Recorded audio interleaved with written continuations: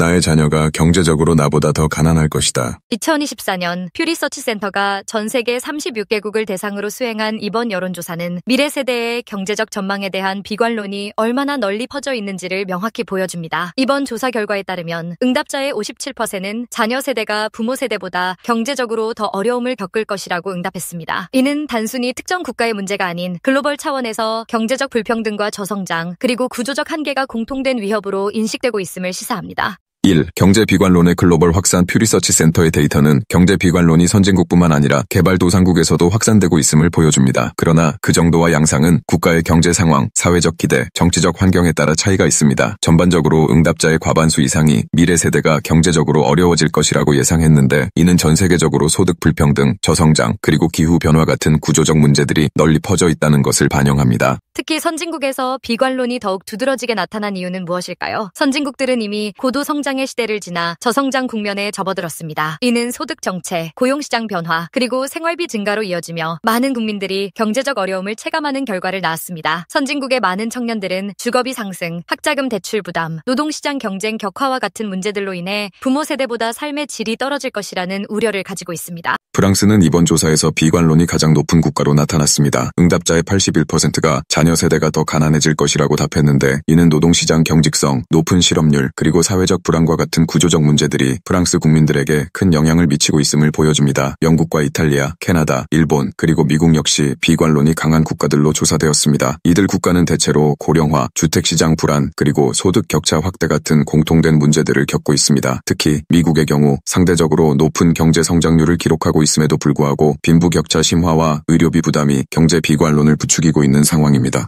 낙관론의 중심, 개발도상국의 경제적 기대. 이번 조사에서 일부 국가, 특히 개발도상국에서는 경제에 대한 낙관론이 뚜렷하게 나타났습니다. 인도는 자녀 세대가 경제적으로 더 나아질 것이라고 응답한 비율이 75%로 모든 조사 대상 국가 중 가장 높은 비율을 기록했습니다. 이는 인도가 빠른 경제 성장을 지속하며 중산층 확대, 기술 산업 발전, 해외 투자 증가와 같은 긍정적인 경제적 변화의 혜택을 누리고 있기 때문입니다. 방글라데시, 인도네시아, 그리고 필리핀도 비슷한 경향을 보였습니다. 낙관론이 높은 개발도상국들은 대부분 경제적 도약 단계에 있는 국가들입니다. 이들 지역에서는 국민들이 자신의 노력에 따라 계층 이동이 가능하다는 믿음을 가지며 정부의 경제 정책이 효과를 발휘하고 있다고 평가하고 있는 것으로 보입니다. 3. 한국의 경제 비관론과 글로벌 맥락 속의 위치. 한국에서는 응답자의 66%가 자녀 세대가 부모 세대보다 경제적으로 어려워질 것이라고 답해 선진국 그룹 내에서 중간 수준의 비관론을 보였습니다. 한국의 이러한 비관론은 주거비 급등, 청년 고용 악화, 그리고 장기적인 경제 불확실성과 관련이 깊습니다. 한국은 최근 몇 년간 부동산 가격 폭등으로 인해 젊은 세대가 내 집 마련의 꿈을 이루기가 어려워졌습니다. 또한 고용시장에서의 비정규직 비율 증가와 직업 안정성 감소는 경제적 불안감을 키우는 요인으로 작용하고 있습니다. 더불어 고령화로 인한 사회적 부담도 한국 경제의 심각한 도전 과제로 남아 있습니다. 4. 빈부격차에 대한 위기의식. 글로벌 트렌드와 한국 퓨리서치 센터의 조사 결과 36개국의 응답자 중 84%가 빈부격차를 심각한 문제로 인식했습니다. 이는 전 세계적으로